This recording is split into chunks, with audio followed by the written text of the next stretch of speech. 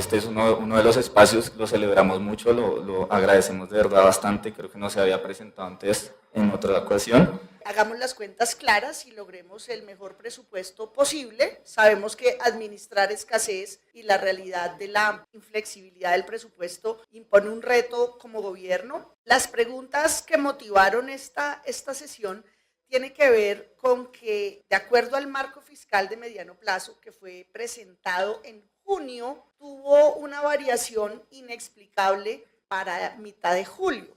Y esos supuestos, señor viceministro y representantes de la DIAN, pues generan muchas preguntas. En junio se estimaba que los ingresos tributarios fueran del orden de 258 billones, pero el presupuesto espera recaudar 316 billones en este año que avanza y entró ya en la recta final. Esto quiere decir que se estima recaudar 58 billones de pesos más, algo que riñe con lo que ha certificado la Contraloría General, y es que al mes de junio de este año tuvimos una caída del 8% en el recaudo. Esos son los supuestos, estimado viceministro y funcionarios de la DIAN, que no cuadran. Nosotros tenemos, digamos, inquietudes frente a dos dimensiones en el monto del presupuesto. El primero tiene que ver con la ley de financiamiento, esos 12 billones de pesos que nosotros consideramos es una reforma tributaria inconveniente en este momento, y en el contexto de una economía que hasta ahora está arrancando sus motores del crecimiento, pues consideramos que es una medida que incluso podría ir en contravía de la reactivación de la actividad productiva. Nuestra sugerencia ha sido pues que para evitar lo que ocurrió este año, porque si se aprueba el monto del presupuesto en la cifra que ha planteado el gobierno, inexorablemente el gobierno tendrá que anunciar un recorte del presupuesto el próximo año.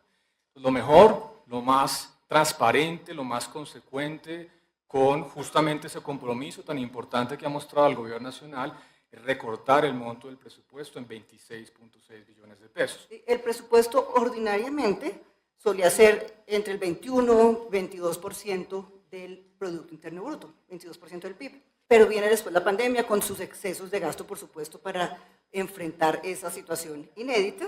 ¿Y qué espera uno? Que después de la pandemia, con el ajuste, vuelva el gasto a los niveles previos, a un gasto de niveles alrededor del 22-23% del PIB. ¿Y en cuánto estamos? En el 24 llegamos al 29% del PIB, o sea, 29% del PIB en gasto.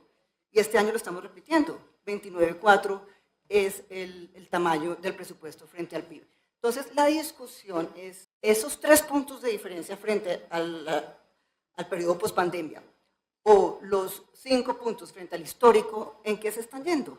¿Sí? ¿Es necesario aumentar el gasto de esa manera o, así como se hizo después de la pandemia, que empezaron a pagarse las deudas y a reducir muchos de los programas, toca reducir el gasto? El país, en términos de gestión de la DIAN, y nosotros hicimos un ejercicio, no sería la primera vez que ponemos toda nuestra fe en la gestión de la DIAN para financiar un presupuesto.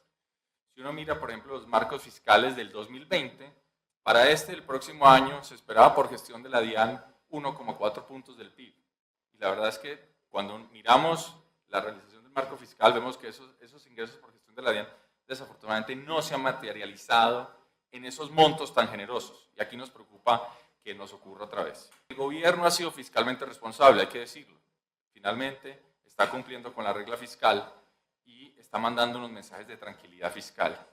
Pero desafortunadamente el gobierno y el país está pagando una planificación generosa que luego tiene que corregir con recortes de presupuesto.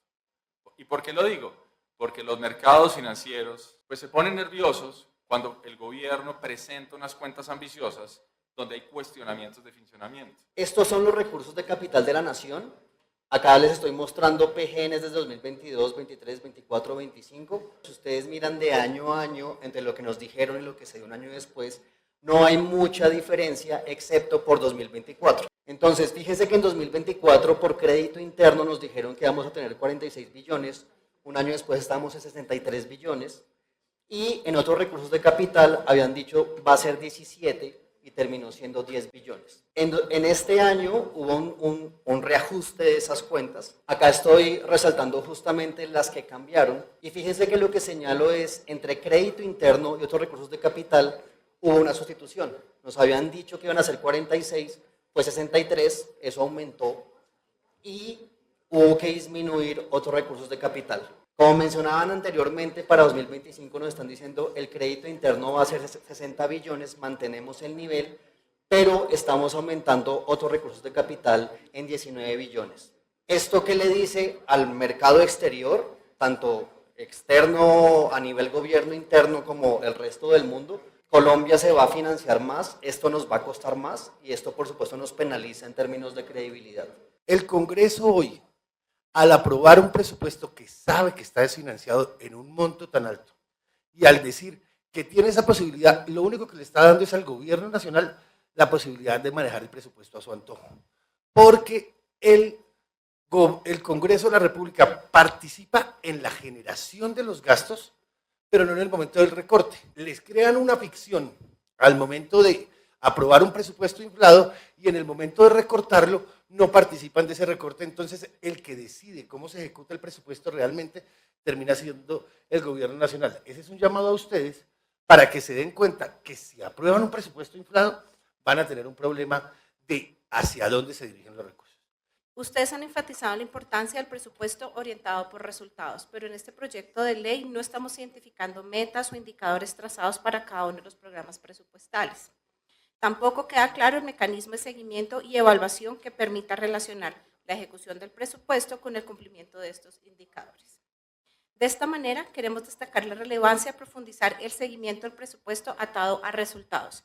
Y esto va a implicar que toda la información, esto es un tema que hemos resaltado todo el tiempo en estas reuniones, pero que toda la información al respecto sea publicada.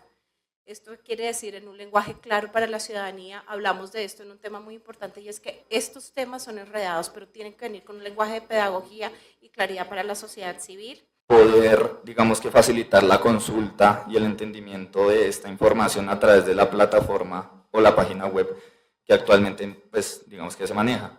Una de ellas, pues, es la del portal de transparencia presupuestal. Para ella, pues, sería muy importante que el presupuesto nacional sea incluido y que sea, pues, desagregado con mayor precisión, de modo que cuando se ingresa a esta plataforma, pues, la información es supremamente agregada, incluso hay información que no está disponible, y este se supone que es un espacio de acceso a la información pública en el cual, pues, la ciudadanía puede llegar a enterarse o informarse un poco más de lo que se está haciendo con el dinero que también contribuyen en cierta medida. La DIAN es protagonista porque la expectativa fijada en el presupuesto es que aumente drásticamente el recaudo en el 25, cuando se ha certificado todo lo contrario, que a julio de este año bajó severamente.